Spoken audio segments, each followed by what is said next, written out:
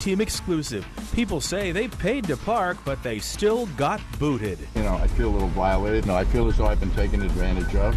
They've been driven mad. Some South Florida drivers are finding a costly surprise in pay-to-park lots even after they have paid to park. The Night Team's Brian Entin shows us why cars are getting the boot.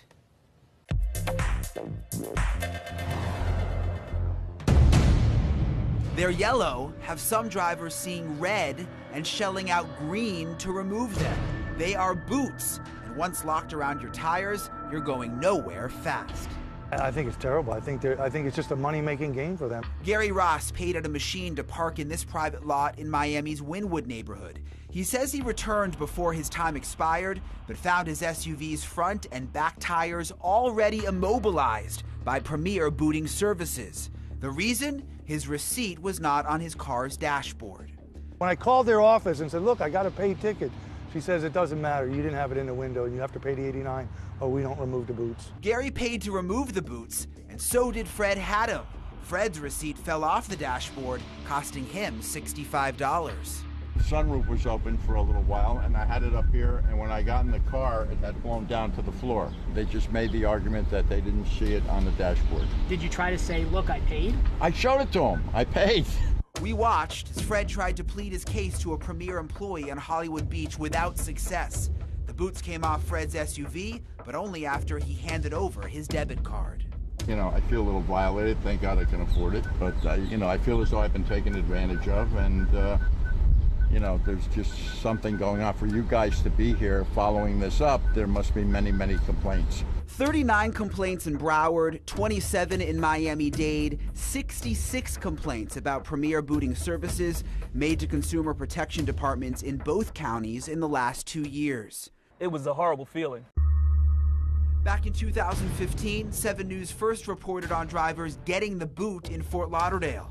It's also when the company's president told our Carmel Cafaro this.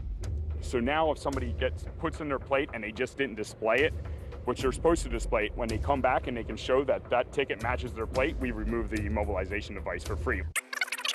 Listen to that one more time. We remove the immobilization device for free. So what changed? Premier's president declined our latest on-camera interview request, but in a statement said in part, as with any parking facility, privately operated or municipally operated, rates, rules, regulations, and enforcement procedures change from one location to another and even sometimes per space.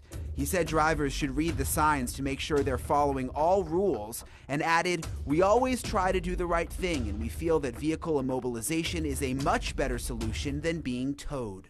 Adding to the confusion here in Hollywood Beach, drivers are getting mixed signals. In the private lots, there are signs that state you must leave your receipt on your dashboard or get booted. But just across the street is city parking, where the signs, they say just the opposite. I can guarantee it's not how we run the city. I wouldn't be working much longer if that's what happened here. When drivers pay at machines or by phone, they enter their license plate number. So Hollywood's parking administrator questions why a receipt is even required. This, unfortunately, for some reason, is the way they want to run their business, and I don't know if they're doing it because it's more convenient for them or if there's some other reasoning behind it. Back in Wynwood, we did see a few boots come off cars without people having to pay, and many cases were resolved by the company when they issued refunds to people, but only after they filed formal complaints. I think they're playing a game with this because they figure most people won't get upset and complain. They'll just pay the money and go on their way. The Miami Police Department tells 7 News it is investigating the complaints, but would not comment further. Brian Entin, 7 News. Well, the company did offer refunds to both Gary and Fred there, who you saw in the story. We've got links to the county consumer protection departments at WSVN.com. And if you think there's something 7 News should investigate, give us a call at the numbers that are there on your screen or send an email to clue@WSVN.com.